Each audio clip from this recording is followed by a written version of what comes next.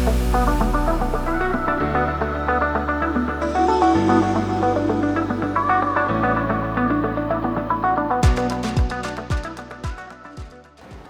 lami nguNtombi Yenkosi Mildred Chamanga.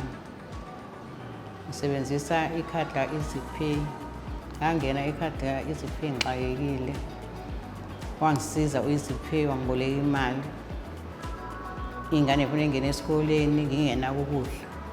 Wangisiza, ngiyawuthanda u-EasyPay ngoba nemali ingena ocingweni. Efonini i-report imali yami akaze ngibe nenkinga nje no-EasyPay. Mangabe ulahlekelwe ikhadi futhi ngiza la bangenzela ikhadi. Akukho nje ukuthi okwangihlupha ngaqala for 2 years azongihlupha.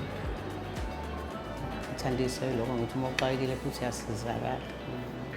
Ngendlela futhi abayibamba ngayo imali engcono futhi bayibambela bona ekhadini lapho. Ngendlela futhi oyifune wena ukuthi ufuna ibanjwe kanje ngoba uyabuza ukuthi ufuna ukuthi ibanjwe 3 months 6 months uzoavoida ukhokhe kanjalo. Bavumelana nawe ukuthi hhayi uSusimusi uyibamba kanje ubamba ngendlela kodwa nje uyasala futhi nokunye ukwazi ukuphila emalini indlela babamba ngayo babamba kahle. Uyasala uphile ukwazi ukuphila ney'ngane. Ababambi kakhulu babamba nje imali nawe ukwazi ukuthi uphile mayisala. Uthandiso lokho nje ukuthi uma ngixakekile angisiza kakhulu. Ngiyakwazi akekho kodwa ohlala ngasekhaya ulosebenza la ekhaya next door.